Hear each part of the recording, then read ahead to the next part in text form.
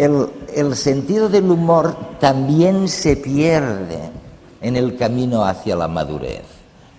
Y este interlocutor del web me decía, no, Eduardo, te equivocas, en realidad somos muy parecidos y es un tema genético. Y mira por dónde me acordé de un experimento que se hizo hace casi 40 años por un sociopsicólogo que tiene que ver con la excelencia.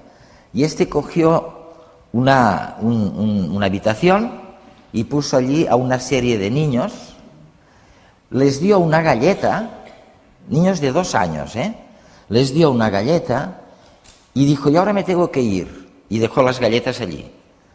Pero no sé cuándo voy a volver, pero el que no toque las galletas tendrá más galletas y otras cosas. Bueno, pues siguió la pista de estos 2 niños, el sociólogo, psicólogo durante 30 años. Y es impresionante constatar la relación o la correlación tan estrecha que ha existido en la vida de estos niños entre la impaciencia de unos que les hizo ir a por más galletas porque no podían esperar más, y la estabilidad matrimonial, el grado de alcoholismo, drogadicción, lo que queráis. O sea que es un experimento que efectivamente nos recuerda la importancia de la genética, si eres o no eres impaciente, si eres o no eres capaz de concentrarte en los problemas, en comparación también con el entorno. O sea que no sé muy bien la respuesta y lo que voy a hacer es dejaros con la duda.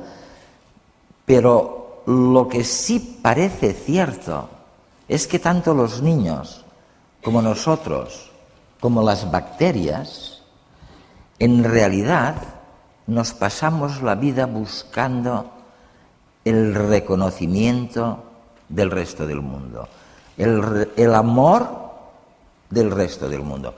Esto, el gran fundador de la psicología moderna, William James, lo explicaba muy bien. Él decía, cuando eres pequeño, la tieta, la abuela, el padre, la madre, los amigos, oye, todos están de acuerdo en que eres la más guapa, la más alta, la más inteligente, sin lugar a dudas.